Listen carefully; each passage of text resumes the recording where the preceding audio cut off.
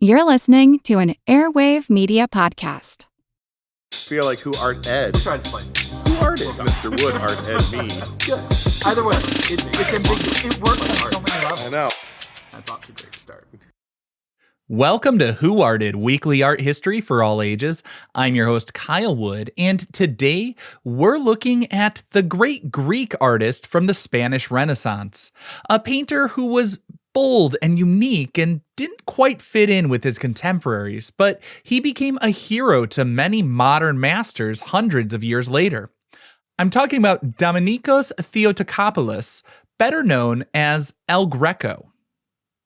Now, El Greco was born in 1541 in Candia, Crete, which was then part of the Republic of Venice. In his early life, he trained as an icon painter in the Byzantine tradition, mastering the flat, symbolic style of Eastern Orthodox religious art. But he was ambitious to grow as an artist, and he moved to Venice when he was 26. There, he absorbed the vibrant colors and loose brushwork of high Renaissance masters like Titian and Tintoretto. He later moved to Rome, hoping to secure patronage, but his bold personality and criticism of local artistic heroes made it difficult for him to establish a lasting career there. In 1577, he moved to Spain, eventually settling in Toledo, the religious center of the country. It was here that he produced his most mature and famous works. While he hoped to become a court painter for King Philip II, the king didn't really like his work, so El Greco focused entirely on commissions for the church and private intellectuals in Toledo. He lived in Toledo for the rest of his life, running a busy workshop until he passed away in 1614. Today, El Greco is best remembered as a leading figure of Mannerism, a style that emerged in the late Renaissance which rejected realistic proportions, instead focusing on emotional intensity. His figures are elongated and twisted in unnatural poses, often bathed in this eerie acid green or brilliant blue light.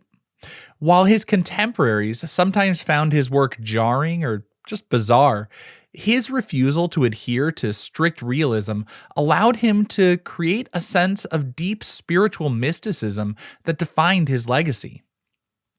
Now, here are 5 quick things to know about El Greco. First off, his famous nickname is actually a mix of 2 different languages. El Greco would translate to the Greek, but it's sort of a hybrid. The El is the Spanish definite article, while Greco is Italian. The Spanish word would have been Grigio. So they used Spanish and Italian words to define him as Greek. And he was immensely proud of his Greek heritage. He almost always signed his paintings with his full birth name, Domenikos Theotokopoulos, using Greek letters, and often added a kres, K-R-E-S, meaning Cretan, to emphasize his origins. Number 2, El Greco didn't seem to think too highly of Michelangelo's ability to paint. While living in Rome, El Greco reportedly said that Michelangelo was a good man, but did not know how to paint. This was a shocking statement. I mean, we think of Michelangelo as one of the giants of art history today, but, I mean, if we're being honest, he had a little bit of a point. I mean, you ever look at one of the close-ups of, like, the Sibyls on the Sistine Chapel ceiling? Anyways, El Greco offered to repaint the Last Judgment in the Sistine Chapel, claiming he could do it with more modesty and better artistic quality.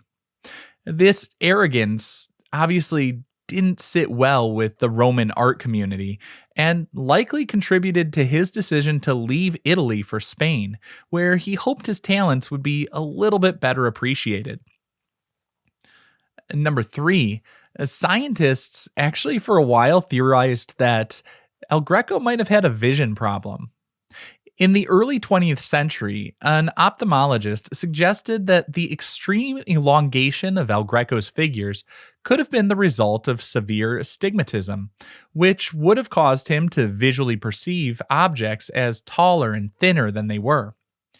This theory actually became quite popular for a while as a scientific explanation for his unique abstraction, but it was eventually disproven by historians and scientists.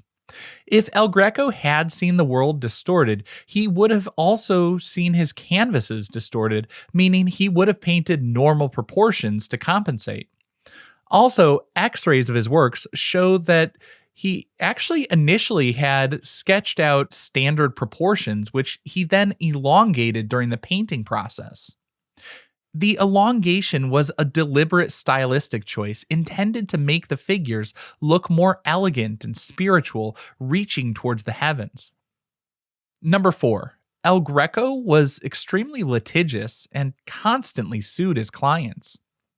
El Greco had a high opinion of his own work and frequently found himself in legal battles over payment.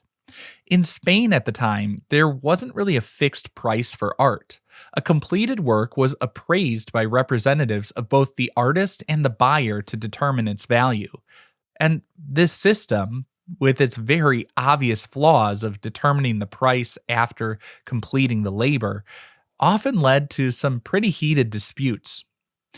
One famous legal battle occurred over his painting of the Disrobing of Christ.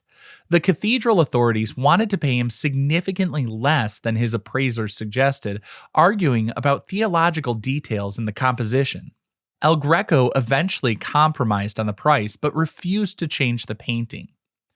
These legal battles, though, weren't just about money. They were also about status. El Greco fought hard to establish painting as a liberal art, an intellectual pursuit comparable to poetry or philosophy, rather than merely a craft subject to taxes and low wages. And finally, number 5. While El Greco is pretty well known today, he was virtually forgotten for about 300 years after his death. After El Greco passed away in 1614, his style fell out of fashion and the art world shifted towards the Baroque and realism. Think artists like Velázquez and Caravaggio. For centuries, critics dismissed his work as eccentric or even the result of madness. It wasn't until the 19th and early 20th centuries that he was rediscovered.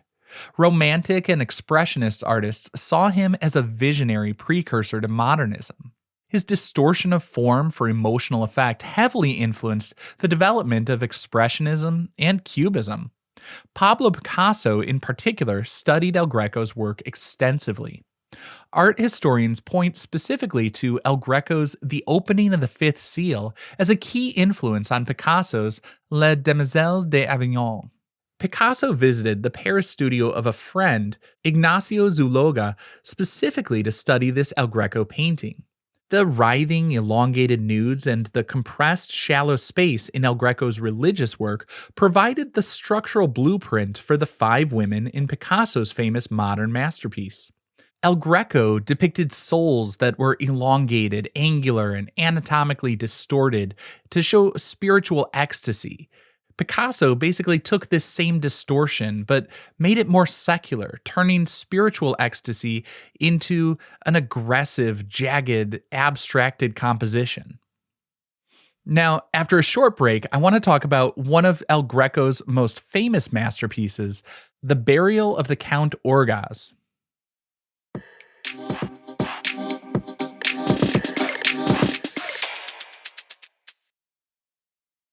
Welcome back. Today, we're looking at El Greco's The Burial of Count Orgaz from 1586.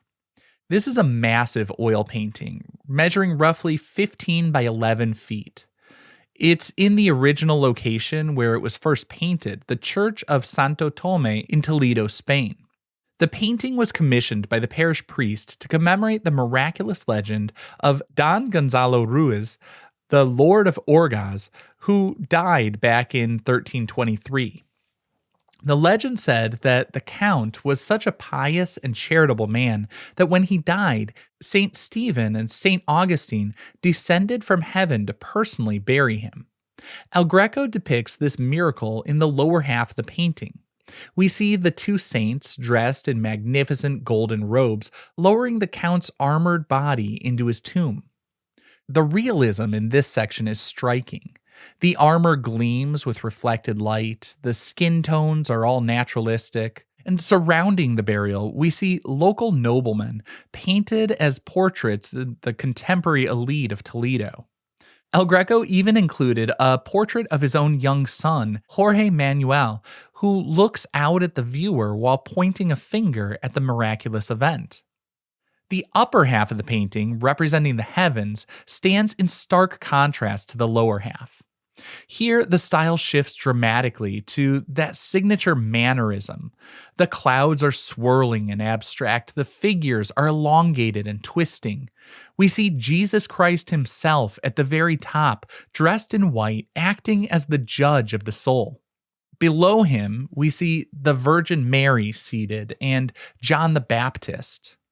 An angel in the center guides a small, translucent, sort of cloud-like form upward, and this represents the soul of the Count ascending to heaven through a birth canal-like opening in the clouds.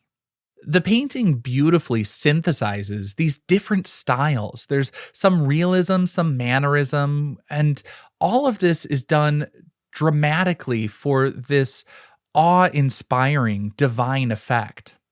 It serves as a visual theological lesson, connecting a funeral mass happening in the church with the judgment happening in heaven.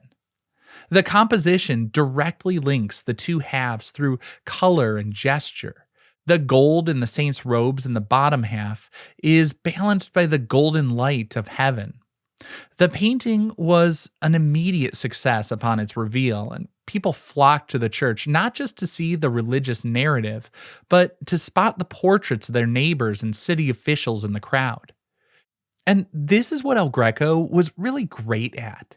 He was able to make pieces that were of his time, literally showing contemporaries in the image, but also making it sort of timeless. He was able to merge the physical and the spiritual into a single cohesive image. This concludes this week's episode of Who Arted, part of the Airwave Media Podcast Network. If you found this tolerable, please leave a rating or review on your favorite podcast app. You can find images of the work being discussed this week and every week on social media at Who Arted Podcast on Twitter, Instagram, and TikTok, and of course on the website whoartedpodcast.com. Podcast done.